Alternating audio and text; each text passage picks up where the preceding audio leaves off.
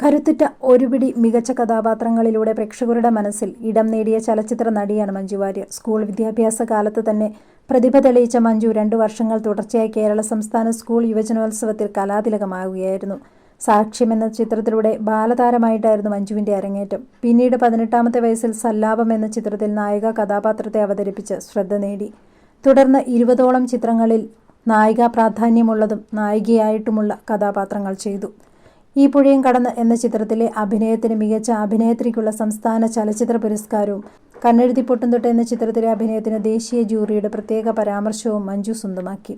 1998 October 20 പ്രശസ്ത നടൻ ദിലീപിനെ വിവാഹം ചെയ്ത മഞ്ജു അഭിനയ രംഗത്തു നിന്നും പൂർണ്ണമായി വിട്ടുനിന്നു. പക്ഷേ 14 വർഷങ്ങൾക്ക് ശേഷം 2012 October 24 how old are you എന്ന ചിത്രത്തിലൂടെ മഞ്ജു വാര്യർ മടങ്ങിയെത്തി. പക്ഷേ ദിലീപുമായുള്ള വിവാഹബന്ധം വേർപെടുത്തിയതിനു ശേഷമായിരുന്നു മഞ്ജു തിരിച്ചെത്തിയത്. മഞ്ജുവും ദിലീപും വിവാഹമോചിതരാവുകയും ഇരുവരുടെയും ജീവിതം 2 ദിശയിലൂടെ സഞ്ചരിക്കുകയും ചെയ്യുന്ന ഈ സമയത്ത് ദിലീപിന്റെ സഹോദരൻ അനൂപ് മഞ്ജുവിനെക്കുറിച്ച് പറഞ്ഞ വാക്കുകൾ ശ്രദ്ധ നേടുകയാണ്.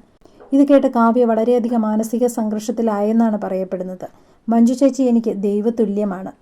മീനൂട്ടിയുടെ ചില സമയത്തുള്ള രീതിയൊക്കെ കാണുമ്പോൾ പെട്ടെന്ന് ചേച്ചിയെ ഓർമ്മ വരും. അനൂപിന്റെ ഈ വാക്കുകൾ സോഷ്യൽ മീഡിയയിൽ വളരെയധികം ചർച്ച ചെയ്യപ്പെടുകയാണ്. മഞ്ജുവിന്റെ 2ാം വരവിൽ കൈനിറിയ കഥാപാത്രങ്ങളാണ് താരത്തിന് ലഭിച്ചുകൊണ്ടിരിക്കുന്നത്.